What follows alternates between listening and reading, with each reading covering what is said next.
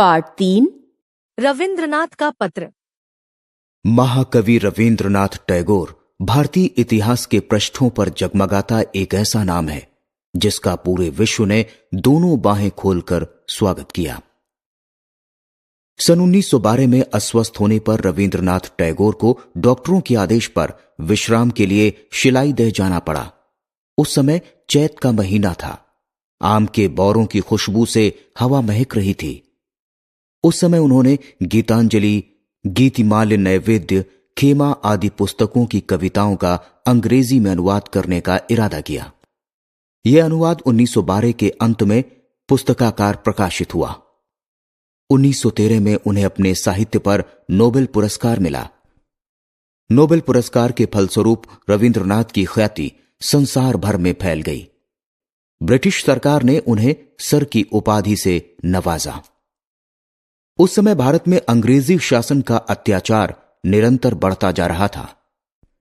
1919 में अंग्रेजों ने एक अन्यायपूर्ण कानून रॉलेट एक्ट बनाया, जिसके अनुसार भारतीयों द्वारा किए जाने वाले स्वतंत्रता आंदोलनों को दबाया गया और भारतीय राजनीतिक कैदियों को बिना किसी ठोस कारण के 2 साल जेल में रखे जाने की अनुमति प्राप्त की गई। इस अन्याय के खिलाफ गांधी जी ने सत्याग्रह शुरू किया।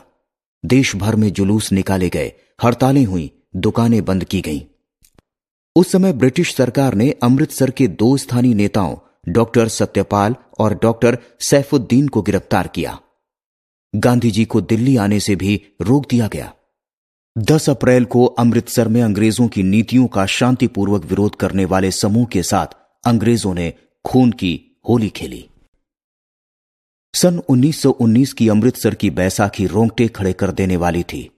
चारों ओर तेज स्वर में आवाजें गूंज रही थीं। रॉलेट कानून मुर्दाबाद, काला कानून वापस लो। उस समय जलियांवाला बाग अमृतसर में लगभग 20,000 से ज्यादा लोग थे, जिनमें स्त्रियां, बूढ़े, बच्चे और पुरुष एकत्रित हुए थे।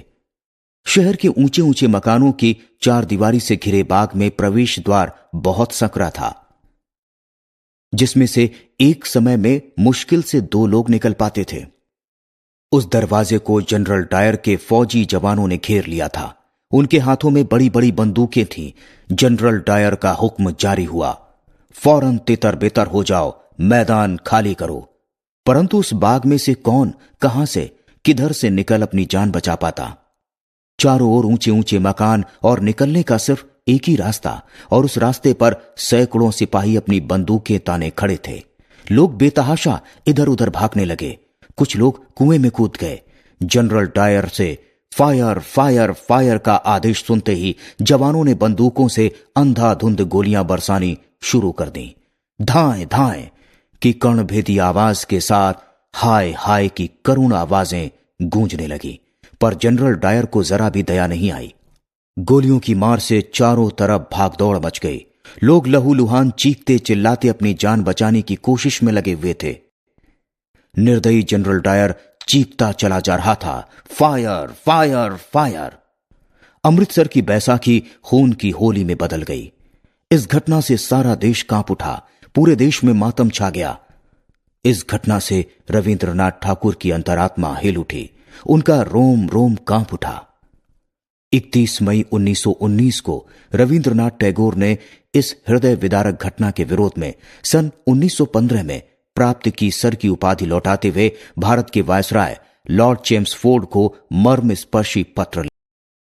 6 द्वारिकानाथ लेन, कलकत्ता, भारत, 31 मई 1919। महामहिम, पंजाब सरकार ने स्थानीय अव्यवस्था को कुचलने के लिए जो निर्मम कदम उठाए हैं, उनकी भयंकरता के कठोर धक्के ने ब्रिटिश प्रजा के रूप में हमारे मन मस्तिष्क को हमारी असहाय स्थिति से परिचित करा दिया है। हमें पूर्ण विश्वास है कि उन अभागे लोगों को जो अमानवीय दंड दिया गया है और उसके लिए जो तरीके अपनाए गए हैं, उसकी मिसाल किसी भी समय की सरकार के इतिहास में ना तो अतीत में मिलती है और ना ही वर्तमान में। इस बात पर विचार करते हुए कि जिस सत्ता के पास मानव जीवन के विनाश के लिए सबसे अधिक सबल साधन है, वह निहत्थी और साधनहीन बहुजन के साथ ऐसा व्यवहार करे। हम जोरदार शब्दों द्वारा कहना चाहते हैं कि ना तो इस अमानवीय कार्य से कोई राजनीतिक लाभ सिद्ध होता है और ना यह नैतिक रूप से उचित है। धार्मिक विचारों की दुहाई देकर यहां मैं अपनी सफाई नहीं देना चाहता।